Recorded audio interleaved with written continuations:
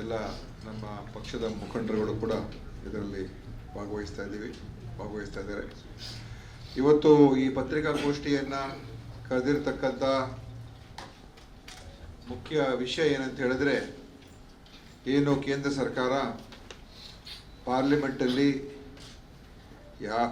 ಯಾರ ಜೊತೆನೂ ಕೂಡ ಸರಿಯಾದ ಚರ್ಚೆಯನ್ನು ಮಾಡಿದರೆ, ಏನು 20 ವರ್ಷದ ಹಿಂದೆ UPA ಸರ್ಕಾರ ಈ ಬಹಳ ಮಹತ್ತರವಾದಂಥ ಕ್ರಾಂತಿಕಾರಿಯಾದಂಥ ಒಂದು ಕಾನೂನನ್ನು ಈ ದೇಶದಲ್ಲಿ ತಗೊಂಡು ಬಂದಿತ್ತು. ಅದು ಉದ್ಯೋಗ ಖಾತ್ರಿ ಯೋಜನೆ, ನರೇಗಾ ಅಂತ ಮೊದಲು ಹೆಸರಿಟ್ಟಿದ್ರು. ಆಮೇಲೆ ಮಹಾತ್ಮ ಗಾಂಧಿ ರಾಷ್ಟ್ರೀಯ ಉದ್ಯೋಗ ಖಾತ್ರಿ ಯೋಜನೆ ಅಂತ ಅದನ್ನು ನಾಮಕರಣ ಮಾಡಿದರು. ಇದು ವಿಶ್ವದಲ್ಲಿ ಅತ್ಯಂತ ಒಂದು ಉದ್ಯೋಗ ಸೃಷ್ಟಿ ಮಾಡುವಂಥದ್ದು ಮತ್ತು ಉದ್ಯೋಗ ಖಾತ್ರಿಯತೆಯನ್ನು ನೀಡ್ತಕ್ಕಂಥ ಒಂದು ಅತಿ ದೊಡ್ಡ ಕಾರ್ಯಕ್ರಮ ಇಡೀ ವಿಶ್ವ ಮಟ್ಟದಲ್ಲಿ ಆಗಿರ್ತಕ್ಕಂಥದ್ದು.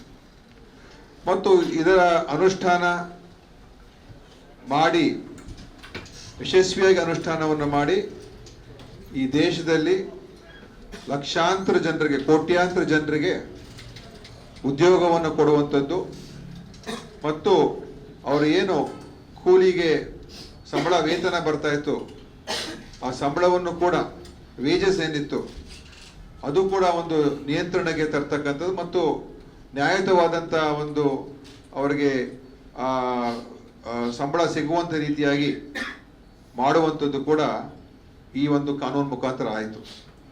ಮತ್ತು ನಮ್ಮ ಗ್ರಾಮ ಪಂಚಾಯಿತಿ ವ್ಯವಸ್ಥೆಯಲ್ಲಿ ಮಹತ್ತರವಾದಂಥ ಒಂದು ಕೆಲಸ ಕಾರ್ಯಗಳನ್ನು ಮಾಡ್ತಕ್ಕಂಥದ್ದು ಕೂಡ ಗ್ರಾಮೀಣ ಭಾಗದ ಅಭಿವೃದ್ಧಿ ಮತ್ತು ಅದರಲ್ಲಿ ಸಾಕಷ್ಟು ಆಸ್ತಿಗಳನ್ನು ನಿರ್ಮಾಣ ಮಾಡ್ತಕ್ಕಂಥದ್ದಕ್ಕೆ ಗ್ರಾಮೀಣ ಪ್ರದೇಶದ ರೈತರ ಒಂದು ಅವರ ಭೂಮಿಗಳಿರ್ಬೋದು ಅಥವಾ ಕೆರೆ ಹೊಂಡಗಳಿರ್ಬೋದು, ಈ ರೀತಿಯಾದಂಥ ಕಾಮಗಾರಿಗಳು ತಗೊಳ್ತಕ್ಕಂಥದ್ದಕ್ಕೆ ಪಂಚಾಯತ್ ರಾಜ್ ವ್ಯವಸ್ಥೆ ಅಡಿಯಲ್ಲಿ, ವಿಕೇಂದ್ರೀಕರಣದ ನೀತಿ ಅಡಿಯಲ್ಲಿ ಅದನ್ನು ಬಲಿಷ್ಠ ಮಾಡ್ತಕ್ಕಂಥದ್ದು ಕೂಡ ಈ ಒಂದು ಉದ್ಯೋಗ ಖಾತ್ರಿ ಯೋಜನೆಯಲ್ಲಿ ಆಗಿರ್ತಕ್ಕಂಥ ಸಾಧನೆ ಮತ್ತು ವಿಶ್ವದ ಪ್ರಶಂಸೆಯನ್ನು ಕೂಡ ಪಡ್ಕೊಂಡಿತ್ತು ಈ ಒಂದು ನಮ್ಮ ಒಂದು ಈ ಕಾರ್ಯಕ್ರಮದ ಮುಖಾಂತರ. ಅಂದರೆ ಒಂದು ಬದಲಾವಣೆ ತರುವಂಥ, ಸಮಾಜದಲ್ಲಿ ಬದಲಾವಣೆ ತರ್ತಕ್ಕಂಥದ್ದಕ್ಕೆ ಒಂದು ಬಹಳ ದೊಡ್ಡ ಒಂದು ದೃಷ್ಟಿಯನ್ನು ಇಟ್ಕೊಂಡು ಮಾಡಿರ್ತಕ್ಕಂಥ ಕಾರ್ಯಕ್ರಮ.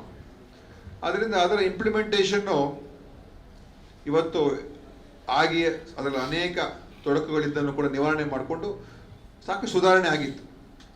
ಆದರೆ ಇವತ್ತು ಯಾರ ಜೊತೆನೂ ಕೂಡ ಕೇಂದ್ರ ಸರ್ಕಾರ, ಮೋದಿ ಸರ್ಕಾರ ಸಾರ್ವಜನಿಕ ಚರ್ಚೆ ಮಾಡಲಿಲ್ಲ, ಯಾರ ಅಭಿಪ್ರಾಯವನ್ನು ತಗೊಳ್ಳಿಲ್ಲ, ಯಾರ ಪಂಚಾಯಿತಿ ರಾಜ್ ವ್ಯವಸ್ಥೆಯವ್ರ ಜೊತೆಯಲ್ಲಾಗಲಿ ಅಥವಾ ಅನೇಕ ಸಂಘ ಸಂಸ್ಥೆಗಳ ಜೊತೆ ಚರ್ಚೆ ಮಾಡಲಿಲ್ಲ.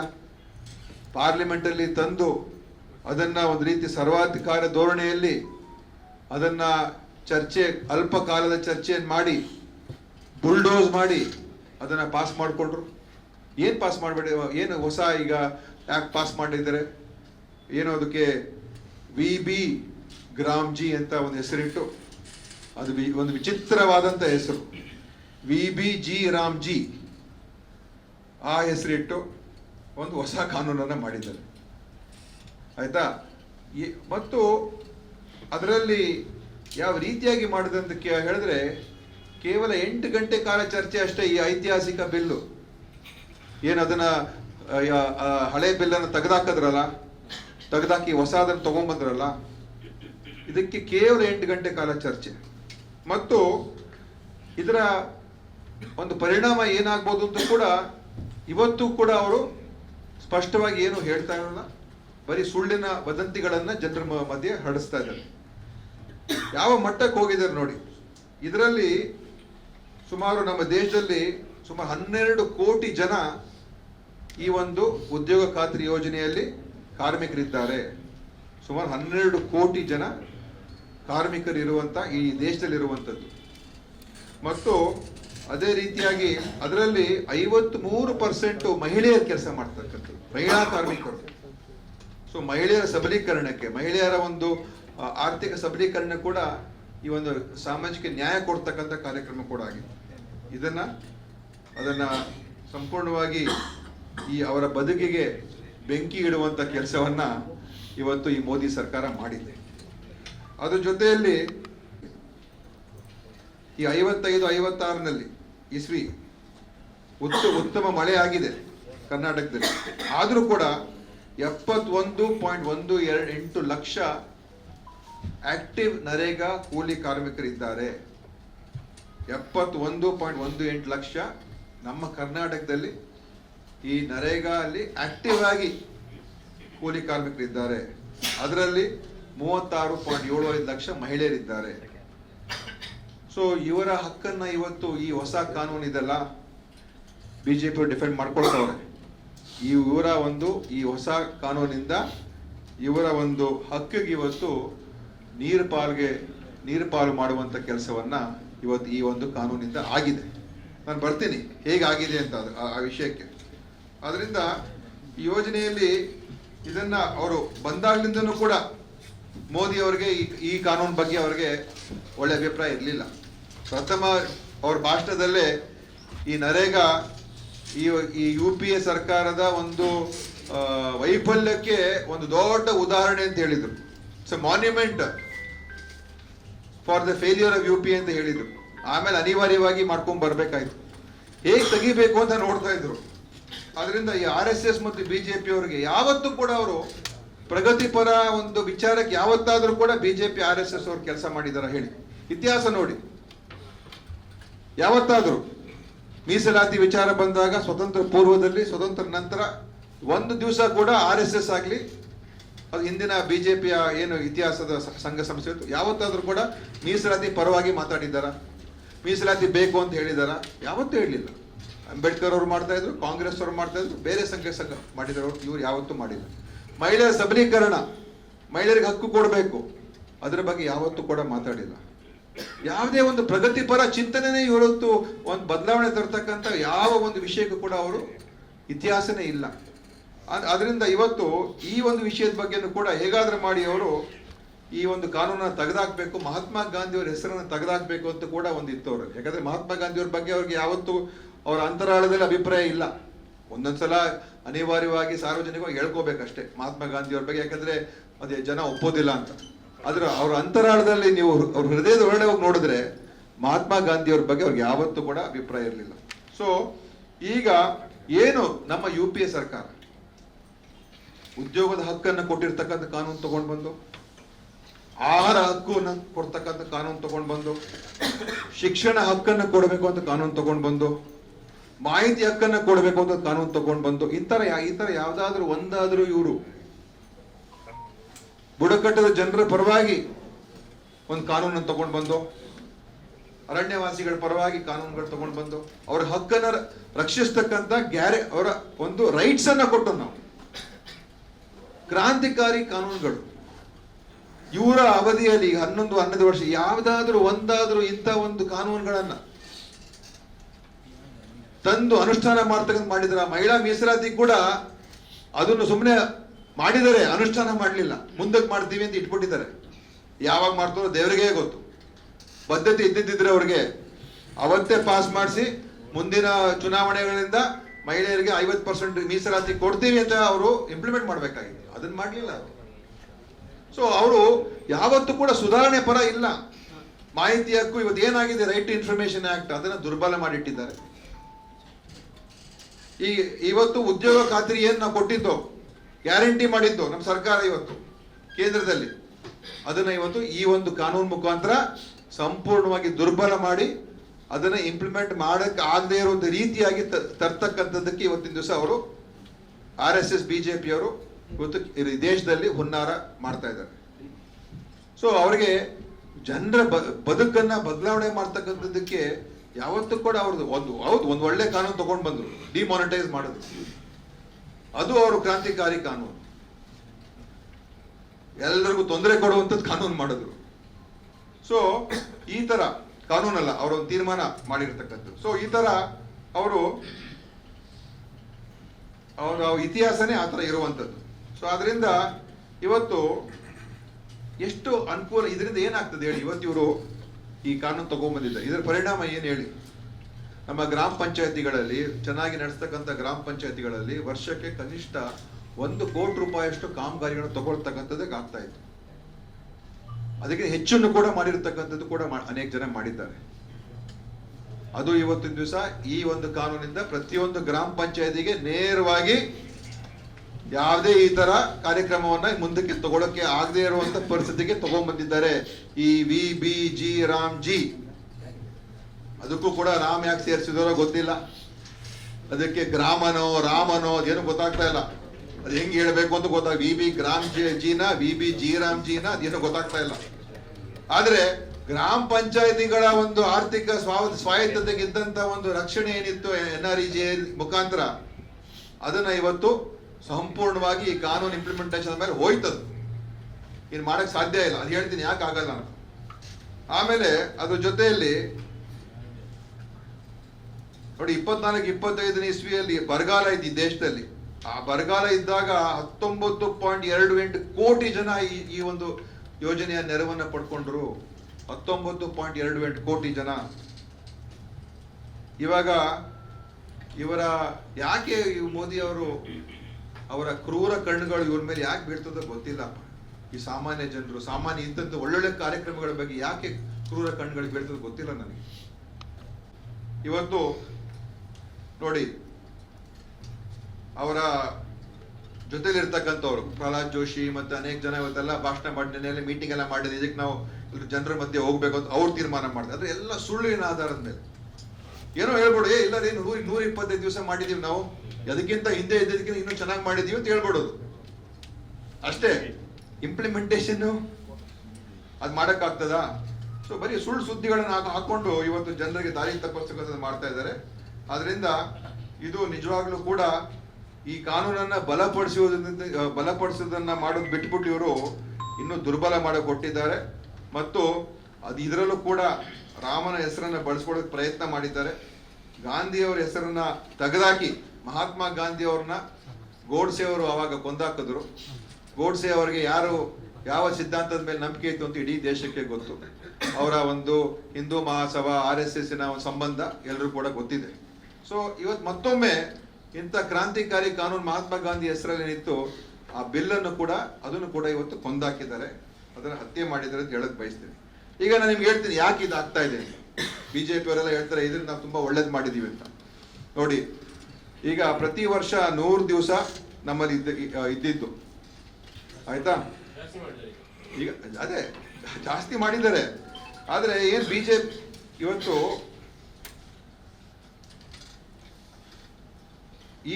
ಈ ಯೋಜನೆ ಹಿಂದೆ ಮಾಡಿದಾಗ ಪೂರ್ತಿ ಏನು ವೇಜಸ್ ಕಾಂಟ್ರಿಬ್ಯೂಷನ್ ಇತ್ತು ಅದು 100% ಗೌರ್ಮೆಂಟ್ ಆಫ್ ಇಂಡಿಯಾ. UPA ಮಾಡಿದಂಥ ಕಾನೂನು 100% ಗೌರ್ಮೆಂಟ್ ಆಫ್ ಇಂಡಿಯಾ ಕೊಡ್ತಕ್ಕಂಥದ್ದು ವೇಜಸ್. ಮೆಟೀರಿಯಲ್ ಕಾಂಪೋನೆಂಟ್ ಅಲ್ಲಿ ರಾಜ್ಯ ಸರ್ಕಾರ 25% ಕಾಂಟ್ರಿಬ್ಯೂಟ್ ಮಾಡಬೇಕು ಅಂತ ಹೇಳಿರ್ತಕ್ಕಂಥದ್ದು. ಇನ್ನು ಉಳಿದಿರ್ತಕ್ಕಂಥದ್ದು ಅಡ್ಮಿನಿಸ್ಟ್ರೇಷನ್ ವೇಜಸ್ ಎಲ್ಲ ಪೂರ್ತಿ ಕೇಂದ್ರ ಸರ್ಕಾರದ್ದು. ಆ ತರ ಇವಾಗ ಏನ್ ಮಾಡಿದ್ದಾರೆ ಇವರು ಇದನ್ನ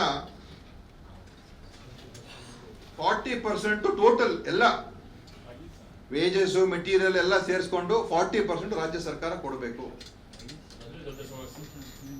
ನಾನು ಮಾತಾಡ್ತೀನಿ ಯಾಕೆ ಮಾಡ್ತಾ ಇದ್ದಾರೆ ಅದನ್ನ ಉದ್ದೇಶ ಏನು ಇವ್ರದ್ದು ದುಡ್ಡಿಲ್ವಾ?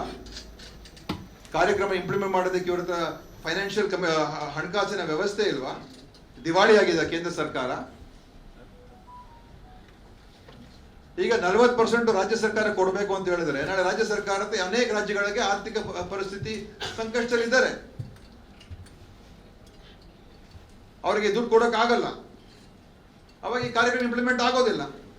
ಇದು ಗ್ಯಾರಂಟಿ ಅಂತ ಹೇಳಕ್ಕೆ ಆಗಲ್ಲ. ಇನ್ನು ಮುಂದಕ್ಕೆ ಗ್ಯಾರಂಟಿ ಅಂತ ಯಾವಾಗಿತ್ತು ಅಂತ ಹೇಳಿದ್ರೆ ಕೇಂದ್ರ ಸರ್ಕಾರ ನಾನು ಗ್ಯಾರಂಟಿ ಕೊಡ್ತಾ ಇದ್ದೀನಿ, ಎಷ್ಟೇ ಜನ ಬಂದು ನಾನು ಉದ್ಯೋಗ ಬೇಕು ಅಂತ ಕೇಳಿದ್ರೆ ನಾನು ಅವ್ರಿಗೆ ಕೆಲಸ ಕೊಡಿಸ್ತೀನಿ, ಕೆಲಸ ಕೊಡೋಕ್ಕಾಗದೆ ಹೋದ್ರೆ ನಾವು ಅವ್ರಿಗೆ ದುಡ್ಡಿನ ಮುಖಾಂತರ ದುಡ್ಡು ಕೊಡಬೇಕು ಅಂತ ಕೂಡ ಆಗಿದೆ, ಕಾನೂನಲ್ಲಿ ಇದೆ. ನೀವು ಕೆಲಸ ಕೊಡೋಕ್ಕಾಗದೆ ಹೋದ್ರೆ ಅವ್ರಿಗೆ ಇದನ್ನ ಅಮೌಂಟ್ ಅನ್ನು ಅವ್ರಿಗೆ ಸಂದಾಯ ಮಾಡುವಂಥದ್ದು ಕೂಡ ಕಾನೂನಲ್ಲಿ ಸೇರಿಸಿರ್ತಕ್ಕಂಥ. ಇವತ್ತು ಗ್ಯಾರಂಟಿ ಇಲ್ಲ. ಇದು ಒಂದು ರಾಜ್ಯ, ಈಗ ನಮ್ಮ ರಾಜ್ಯದಲ್ಲಿ ಇವತ್ತು ಈಗಾಗಲೇ ನಮ್ಮ ರಾಜ್ಯಕ್ಕೆ ಯಾವ ರೀತಿಯ ಕೇಂದ್ರ ಸರ್ಕಾರ ನಮಗೆ ಮಾಡಿರತಕ್ಕ ಅನ್ಯಾಯಗಳ ಬಗ್ಗೆ ನಾವು ಎಷ್ಟು ಹೇಳ್ಕೊಂಡ್ ಬಂದಿದ್ದೀವಿ ಆಯ್ತಾ. GST ಇಂದ, ಟ್ಯಾಕ್ಸ್ ಡೆವಲ್ಯೂಷನ್ ಇಂದ, ಫೈನಾನ್ಸ್ ಕಮಿಷನ್ ಗ್ರಾಂಟ್ಸ್ ಇಂದ, ಆಮೇಲೆ ಎಲ್ಲವನ್ನು ಕೂಡ ನಾವು ಹೇಳಿದ್ದೀವಿ. ಎಷ್ಟು ಅನ್ಯಾಯ ಆಗಿದೆ. ಬಜೆಟ್ ಅನೌನ್ಸ್ಮೆಂಟ್ಸ್ ಕೂಡ ಆ ದುಡ್ಡನ್ನು ನಮಗೆ ಕೊಡ್ತಾ ಇಲ್ಲ. ಈವನ್ ಫ್ಲಡ್ ಅಫೆಕ್ಟೆಡ್ಗೂ ಕೂಡ ದುಡ್ಡು ಕೇಳಿದಾಗ ಅದನ್ನು ಕೊಡಲಿಲ್ಲ. ಕೋರ್ಟ್ಗೆ ಹೋಗಿ ಸುಪ್ರೀಂ ಕೋರ್ಟಿಂದ ಕಿತ್ಕೊಂಡ್ ಬರ್ಬೇಕಾಯ್ತು. ಸೊ ನಮ್ಮ ರಾಜ್ಯದ ಪರಿಸ್ಥಿತಿಯಲ್ಲಿ ನಾವು ಬಜೆಟ್ ಮಾಡ್ಕೊಂಡಿರ್ತೀವಿ. ಇವ್ರು ಏಕಾಏಕಿ ಈ ತರ ಅವ್ರು ಮಾಡಿದ್ರೆ, ಈಗ ನಮ್ಮಲ್ಲಿ ಸುಮಾರು 7,000 ಕೋಟಿ ರೂಪಾಯಿ, 6,000 ಕೋಟಿ ರೂಪಾಯಿ ಅಷ್ಟು ನಮ್ಮ ಪ್ರತಿ ವರ್ಷ ಖರ್ಚಾಗ್ತದೆ ರಾಜ್ಯದಲ್ಲಿ. ಅದರಲ್ಲಿ ಆಲ್ಮೋಸ್ಟ್ ಇವ್ರದ್ದು 80 to 90% ಅಮೌಂಟ್ ಕೇಂದ್ರ ಸರ್ಕಾರದ ಬರ್ತಾ ಇದೆ. 90% ಅಮೌಂಟ್ ಕೇಂದ್ರ ಸರ್ಕಾರದ ಬರ್ತಾ ಇದೆ. 90% ಆಗ್ತಾ ಇತ್ತು. ಮೆಟೀರಿಯಲ್ ಕಾಂಪೋನೆಂಟ್ ಅಲ್ಲಿ 25% ಮಾತ್ರ ನಮ್ದಿತ್ತು. ವೇಜಸ್ ಮ್ಯಾಕ್ಸಿಮಮ್ ಬರೋದು ಇದರಲ್ಲಿ, ಮೆಟೀರಿಯಲ್ ಕಾಂಪೋನೆಂಟ್ ಬಹಳ ಕಮ್ಮಿ. ಸೊ 90% ಕೇಂದ್ರ ಸರ್ಕಾರ ಕೊಡ್ತಾ ಇತ್ತು.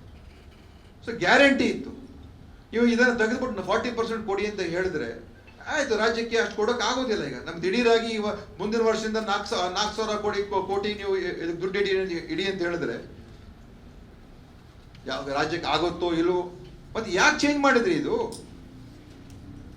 ಚೇಂಜ್ ಮಾಡಿದ್ರೆ ಕಾರಣ ಕೊಟ್ಟಿದ್ದೀರಾ ಇದುವರೆಗೂ ಕೂಡ, ಯಾಕೆ ಇದನ್ನು ಮಾಡಿದ್ದೀರಾ? ಮತ್ತೆ ಇದಕ್ಕೆ ನಿಮ್ಮ ಹೆಸರು ಯಾಕೆ ಇಡ್ತೀರಾ? ಮತ್ತೆ 40% ರಾಜ್ಯ ಸರ್ಕಾರ ಕೊಡಬೇಕು ಅಂತ ಹೇಳಿದ್ರೆ ನಿಮ್ಗೆ ಯಾಕೆ ಕ್ರೆಡಿಟ್ ಬೇಕು? ನಿಮ್ಗೆ ಯಾಕೆ VBG ರಾಮ್ಜಿ ಹೆಸರಾಗಿ ಇಡಬೇಕು? ಎಲ್ಲ ನೋಡಿ, ಪ್ರತಿಯೊಂದು ಸ್ಕೀಮ್ ಇವತ್ತು ಗೌರ್ಮೆಂಟ್ ಆಫ್ ಇಂಡಿಯಾ ಇಂದ PM ಹೆಸರು ಸೇರಿಸ್ಬಿಟ್ಟು ಕಾರ್ಯಕ್ರಮ ಮಾಡ್ತಾ ಇದ್ದಾರೆ. PM ಆವಾಸ್ ಯೋಜನೆ, ಅದ್ರಲ್ಲಿ ಏನ್ ಕೊಡ್ತಾರೆ ದುಡ್ಡು ನಮ್ಗೆ? ಆದ್ರೆ PM ಹೆಸರು ಅಷ್ಟೇ. ಹಿಂದೆ ಇಂದಿರಾ ಆವಾಸ್ ಯೋಜನೆ 90% ಗೌರ್ಮೆಂಟ್ ಆಫ್ ಇಂಡಿಯಾ ಕೊಡ್ತಾ ಇತ್ತು. ಈಗೆಲ್ಲ 60-40. ಆಯುಷ್ಮಾನ್ ಭಾರತ್ ಯೋಜನೆ ಎಲ್ಲ ಕಡೆ ಏನು ಆಯುಷ್ಮಾನ್ ಭಾರತ್ ಹೆಸರು ಹೇಳ್ತಾರೆ. 75% ಗೌರ್ಮೆಂಟ್ ಆಫ್ ಕರ್ನಾಟಕ ದುಡ್ಡು ಕೊಡ್ತದೆ, 25% ಮಾತ್ರ ಗೌರ್ಮೆಂಟ್ ಆಫ್ ಇಂಡಿಯಾ. ಪ್ರತಿಯೊಂದು ಕೂಡ ಇವ್ರ ಹೆಸರಿನಲ್ಲೇನೆ ಎಲ್ಲ ಇವರೇ ಮಾಡ್ದಂಗೆ. ಅದೇ ತರ ಇವತ್ತು ಈ ಕಾನೂನು ತಗೊಂಡು ಮತ್ತೆ ಈ ತರ ಯಾಕೆ ಮತ್ತೆ ನೀವು ತಗೊಂಡ್ಬಿಡ್ತೀರಾ? ಮತ್ತೆ ಅದರಲ್ಲೂ ಕೂಡ ಆ ರೈಟ್ಸ್ ಕೂಡ ತೆಗೆದು ಬಿಟ್ಟಿದ್ದಾರೆ. ಮೊದಲು ಗ್ರಾಮ ಸಭೆ ಕೂತ್ಕೊಂಡು ತೀರ್ಮಾನ ಮಾಡ್ಬೋದಾಗಿತ್ತು ಯಾವ ಕೆಲಸ ಈಗ ಯಾವ ಕೆಲಸ ತಗೊಳ್ಬೇಕು ಅಂತ ಇವರೇ ಹೇಳ್ತಾರಂತೆ. ಮತ್ತೆ ಅವರಲ್ಲಿ ಹೇಳಿದ್ದಾರೆ ನೋಡಿ, ಹಿಂದೆ ಇದ್ದಂತ ಏನು central government will consult with state government will adding to the list of permissible works ಅಂತ ಹಿಂದೆ ಇತ್ತು. ಇವತ್ತೇನು ಇವರೇನು ಹೇಳಿದ್ದಾರೆ? ಇವತ್ತಿನ ಕಾನೂನು ಪ್ರಕಾರ central government can unilaterally add ಯಾವ ವರ್ಕು ಇದಕ್ಕೆ ಸೇರಿಸಬೇಕು, ರಾಜ್ಯ ಸರ್ಕಾರ ಕೇಳಂಗೆ ಇಲ್ಲ, ಅವರೇ ಘೋಷಣೆ ಮಾಡ್ಬೋದು. ಆಯ್ತಾ? ಇನ್ನೊಂದು ಈಗಾಗಲೇ ಹೇಳಿದ್ದೀನಿ, 40% ನಮ್ಮ ಕಡೆಯಿಂದ ಮಾಡಿಸಿ ಅಂತ. ಇನ್ನೊಂದು ನೋಡಿ, ಏನಾದರೂ ಎಕ್ಸೆಸ್ ಅಮೌಂಟ್ ಬೈ ಚಾನ್ಸ್ ಆಯ್ತು ಮಾಡ್ತೀವಿ, ಇವ್ರು ಕೊಡೋದು ಈಗೇನಾಗಿದೆ ಇಷ್ಟು ಬಜೆಟ್ ಅಮೌಂಟ್ ತರ ಕೊಡ್ತಾರೆ ಅಲೋಕೇಶನ್ ಮೇಲೆ. ಆ ಅಲೋಕೇಶನ್ ಜಾಸ್ತಿ ನಾವು ಖರ್ಚು ಮಾಡಿದ್ರೆ ಆ ಖರ್ಚು ಆ ವರ್ಕ್ಸು ಕೂಡ ನೀವು ಅವ್ರು ಹೇಳಿದ ಪ್ರಕಾರ ನಮ್ ದುಡ್ಡು ಹಾಕಿದ್ರು ಕೂಡ ಪೂರ್ತಿಯಾಗಿ ಅವ್ರು ಹೇಳಿದ ಪ್ರಕಾರನೇ ನೀವು ಈ ಸ್ಕೀಮ್ ಇಂಪ್ಲಿಮೆಂಟ್ ಮಾಡಬೇಕು ಅಂತ ಮಾಡ್ಬಿಟ್ಟಿದ್ದಾರೆ. ಸ್ವಂತ ರಾಜ್ಯ ಸರ್ಕಾರಕ್ಕೆ ಫ್ರೀಡಮೇ ಕೊಟ್ಟಿಲ್ಲ. ಆಯ್ತಾ? ನಮ್ಮ ಓನ್ ರಿಸೋರ್ಸ್ ನಾವು ಮಾಡಿದ್ರು ಕೂಡ ಅವ್ರು ಹೇಳಿದ ಪ್ರಕಾರ ಮಾಡಿ ಅಂತ ಹೇಳ್ಬಿಟ್ಟಿದ್ದಾರೆ. ಮತ್ತೆ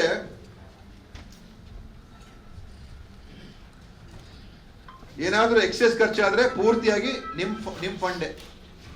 ಅವ್ರ ಏನ್ ಅಲೋಕೇಶನ್ ಇದೆ ಅದಕ್ಕಿಂತ ಎಕ್ಸ್ಟ್ರಾ ಖರ್ಚಾಯ್ತು ಅಂತ ಇಟ್ಕೊಳ್ಳೋಣ. ಬರಗಾಲ ಬಂತು, ಹೆಚ್ಚು ಖರ್ಚಾಯ್ತು, ಜಾಸ್ತಿ ಜನ ಬಂದ್ರು, 60-40 ಮಾಡಿದ್ರು ಕೂಡ ಬೈ ಚಾನ್ಸ್ ನಾಳೆ ಎಕ್ಸ್ಟ್ರಾ ಖರ್ಚಾಯ್ತು, ಅದು ಕೂಡ ಪೂರ್ತಿ ರಾಜ್ಯ ಸರ್ಕಾರ ಕಟ್ಟಬೇಕು, ನಾವು ಕೊಡೋದಿಲ್ಲ ಅಂತ ಅವ್ರು ಹಾಕ್ಬಿಟ್ಟಿದ್ದಾರೆ. ಈ ತರ ಪ್ರತಿಯೊಂದರಲ್ಲೂ ಕೂಡ ಅವ್ರು ಮಾಡಿರ್ತಕ್ಕಂಥ ಕಾನೂನುಗಳು ನೋಡಿದ್ರೆ ಇವತ್ತು ಅವರೇ ತೀರ್ಮಾನ ಮಾಡ್ತಾರಂತೆ, ಅವ್ರು ಹೇಳಿದ ಪ್ರಕಾರ ವರ್ಕೌಟ್ ಮಾಡ್ಬೇಕಂತೆ. ಆ ಪ್ರಧಾನ ಮಂತ್ರಿ ಗತಿ ಯೋಜನೆ ಅಂತ ಅದಕ್ಕೆ ಈಗ ಹಿಂದೆ ಎಲ್ಲ ಅವರ ಹೊಲದಲ್ಲಿ ಅವರ ಇದರಲ್ಲೆಲ್ಲ ಕೆಲಸಗಳು ತಗೊಳ್ತಾರೆ. ಈಗ ಅವರು ಹೇಳುವಂತ ಕೆಲಸಗಳಲ್ಲಿ ತಗೊಳ್ಳುವಂಥದ್ದು ಮಾಡಿದ್ದಾರೆ. ನಾಳೆ ಯಾವುದೋ ಒಂದು ರೋಡ್ ಕೆಲಸ ಮಾಡಿ, ಹೈವೇ ಕೆಲಸ ಮಾಡಿ, ಇನ್ನೊಂದು ಕೆಲಸ ಮಾಡಿ ಅಂತ ಅದನ್ನು ಕೂಡ ಅವ್ರು ಲಿಂಕ್ ಮಾಡ್ಬೋದು. ಆ ಥರ ಮಾಡಿದ್ದಾರೆ. ಆಮೇಲೆ ಇನ್ನೊಂದು ಮುಖ್ಯವಾಗಿ ಏನಂತ ಹೇಳಿದ್ರೆ, ಅವರು ಇವರು ಮಾಡಿರ್ತಕ್ಕಂಥದ್ರಲ್ಲಿ ಒಂದೇನಂತ ಹೇಳಿದ್ರೆ, ಹೇಳ್ತೀನಿ ಹೇಳಿದ್ರು,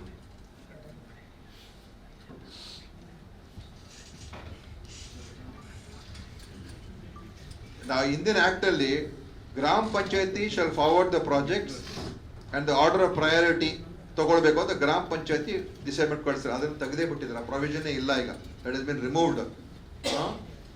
ಆಮೇಲೆ ಹಿಂದೆ ಸೆಕ್ಷನ್ 19D ಪ್ರಕಾರ ಗ್ರಾಮ ಪಂಚಾಯತಿ ಮ್ಯಾಂಡೇಟ್ ಮಾಡಿದ್ರು that shall after considering the recommendations of the Gram Sabha and the Ward Sabha prepare as per the recommendations of Gram Sabha ಅಂತ ಹಿಂದೆ ಮಾಡಿತ್ತು. ಅಂಡ್ ಗ್ರಾಮ ಸಭಾ ವಾರ್ಡ್ ಸಭಾ ಏನು ರೆಕಮೆಂಡ್ ಮಾಡ್ತಾ ಅದ್ರ ಪ್ರಕಾರ ಎಕ್ಸಿಕ್ಯೂಟ್ ಮಾಡಿ ಅಂತ ಇತ್ತು. ಈಗೇನಿಲ್ಲ, ಇವಾಗ ಅವರ ರೆಕಮೆಂಡೇಶನ್ ಕನ್ಸಿಡರ್ ಮಾಡಿ ಅವರ ವಿಕಸಿತ ಗ್ರಾಮ ಪಂಚಾಯತ್ ಪ್ಲಾನ್ ಪ್ರಕಾರ ಮಾಡಬೇಕು ಅಂತ ಹೇಳ್ತಾರೆ. ಅವ್ರಿಗೆ ಓನ್ಲಿ ಕನ್ಸಿಡರ್ ಮಾಡ್ತೀವಿ ಅಷ್ಟೇ, ಬಟ್ ನಮ್ಮ ವಿಕಸಿತ ಗ್ರಾಮ ಪಂಚಾಯತ್ ಇದರ ಪ್ರಕಾರ ಮಾಡಬೇಕು ಅಂತ ಹೇಳಿದ್ದಾರೆ. ಸೊ ಇದು ನೋಡಿ, ಪ್ರತಿಯೊಂದರಲ್ಲೂ ಕೂಡ ಅವರು ಕಾನೂನನ್ನು ದುರ್ಬಲ ಮಾಡಿದ್ದಾರೆ ಮತ್ತು ಕೇಂದ್ರೀಕೃತ ಮಾಡ್ಕೊಂಡಿದ್ದಾರೆ. ಪವರ್ಸ್ ಸೆಂಟ್ರಲೈಸ್ ಮಾಡ್ಕೊಳ್ತಾ ಇದ್ದಾರೆ. ಸೆಂಟ್ರಲೈಸ್ ಮಾಡಿಕೊಂಡು ಏನು ಇದರ ಫ್ರೀಡಮ್ ಇತ್ತು ಪಂಚಾಯತಿಗಳಿಗೆ, ಗ್ರಾಮ ಪಂಚಾಯತಿಗಳಿಗೆ ಮಾಡ್ತಕ್ಕಂಥದ್ದಕ್ಕೆ, ಅದನ್ನೆಲ್ಲ ತೆಗೆದಾಕಿದ್ದಾರೆ.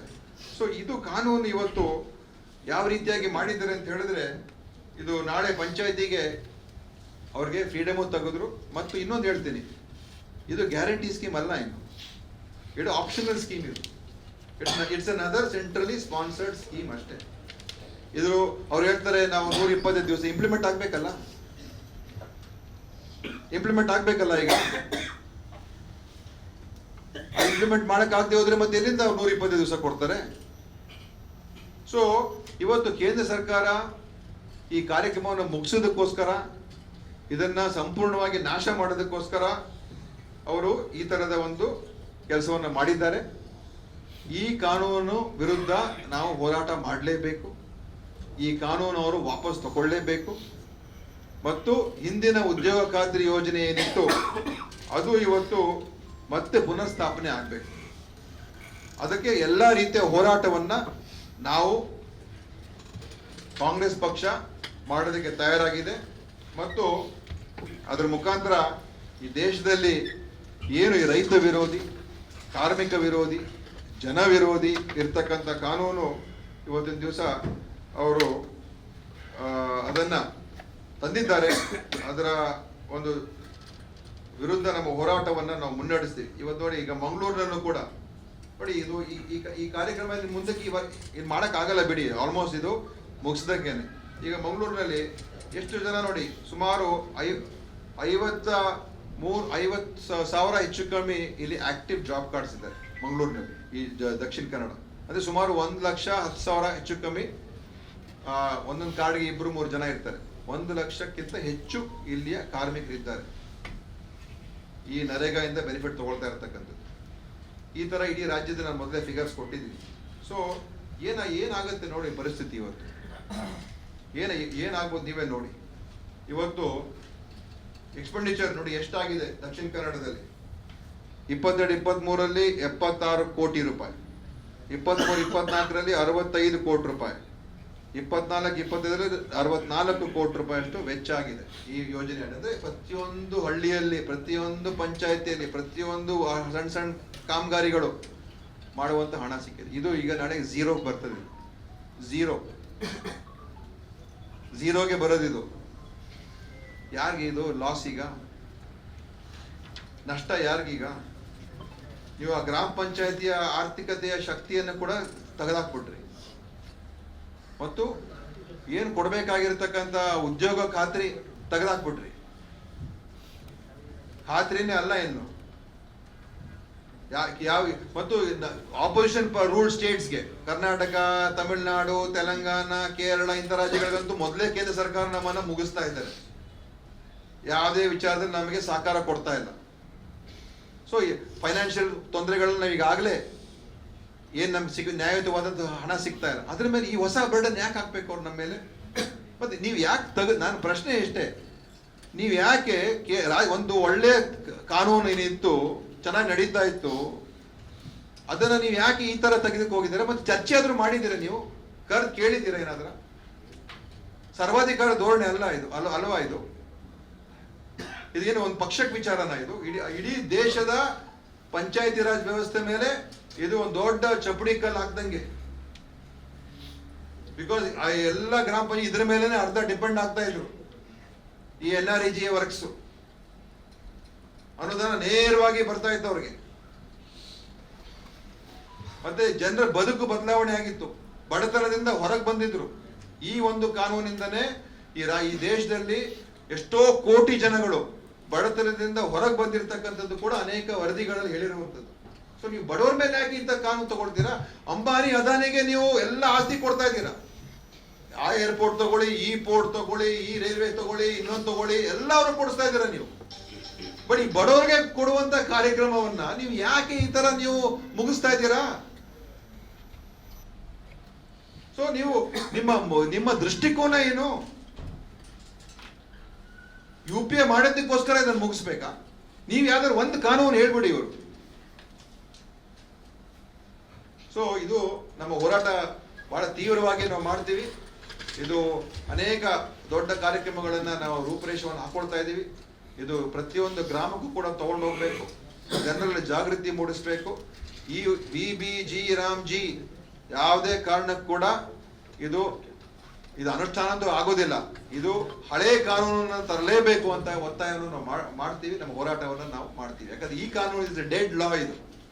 ಇದು ಕಾನೂನಾಗಿದೆ ಹೊರತು ಈ ಕಾನೂನಿಗೆ ಯಾವ ಜೀವನೂ ಇಲ್ಲ, ಯಾವ ಜೀವಾಂಶನೂ ಇಲ್ಲ. ಇದು ಕಾರ್ಯಗತನೂ ಕೂಡ ಆಗಲ್ಲ. ಸೊ ನಿಮ್ದೇನು ಪ್ರಶ್ನೆ ಇದ್ರೆ ಕೇಳ್ಬೋದು. ಈ ಹೋರಾಟ ಈಗ ಅಂತಲ್ಲ, ಇಡೀ ದೇಶಕ್ಕೆ ಮಾಡಿದ್ರು. ಸೊ ನಮ್ಮ ರಾಜ್ಯಕ್ಕೆ ಮಾತ್ರ ಸೀಮಿತ ಅದನ್ನ ಹೇಳ್ಬೋದಾಗಿತ್ತು. ಮತ್ತೆ ಅವರು ನಮ್ಮ ಗ್ಯಾರಂಟಿಗಳು ಫಾಲೋ ಮಾಡ್ಕೊಂಡು ಅವರು ಗ್ಯಾರಂಟಿಗಳೆಲ್ಲ ಕೊಡ್ತಾ ಇದ್ದಾರೆ ಬೇರೆ ರಾಜ್ಯಗಳಲ್ಲಿ. ಒಂದು ವೇಳೆ ಅದಕ್ಕೆ ಇಂಪ್ಲಿಮೆಂಟ್ ಮಾಡಿದ್ರೆ ಅಲ್ಲಿ ದುಡ್ಡು ಗ್ಯಾರಂಟಿಗೂ ಕಮ್ಮಿ ಆಗುತ್ತಲ್ಲ, ಅದು ಎಫೆಕ್ಟ್ ಆಗುತ್ತೆ. ನೋಡಿ, ಇವತ್ತು ಮಹಾರಾಷ್ಟ್ರದಲ್ಲಿ ಗ್ಯಾರಂಟಿಗಳು ಮಾಡಿ ಅದನ್ನ ಅವರು ನಮ್ಮ ತರ ಇಂಪ್ಲಿಮೆಂಟ್ ಮಾಡಕ್ ಹೋಗಿಲ್ಲ. ಅವರು ಸುಳ್ಳು ಜನರಿಗೆ ಹೇಳ್ಬಿಟ್ಟು ಅವ್ರ ಗ್ಯಾರಂಟಿ ಇಂಪ್ಲಿಮೆಂಟೇ ಮಾಡಿಲ್ಲ ಅಲ್ಲಿ. ಮಹಾರಾಷ್ಟ್ರ, ಬಿಹಾರಲ್ಲೂ ಕೂಡ ಅದೇ ಸಮಸ್ಯೆ. ಸೊ ನಾನು ಇದಕ್ಕೆ ಲಿಂಕ್ ಮಾಡಕ್ ಹೋಗಲ್ಲ. ಯಾಕಂದ್ರೆ ಬಟ್ ಅವ್ರ ಉದ್ದೇಶ ಏನಂತ ಹೇಳಿದ್ರೆ, I don't know what is their intention. ಇದು ವಿಕೇಂದ್ರೀಕರಣದ ವಿರುದ್ಧವಾದಂತ ಕಾನೂನು ಅವ್ರು ತಗೊಂಡ್ಬಂದಿರೋದು. ಈಗ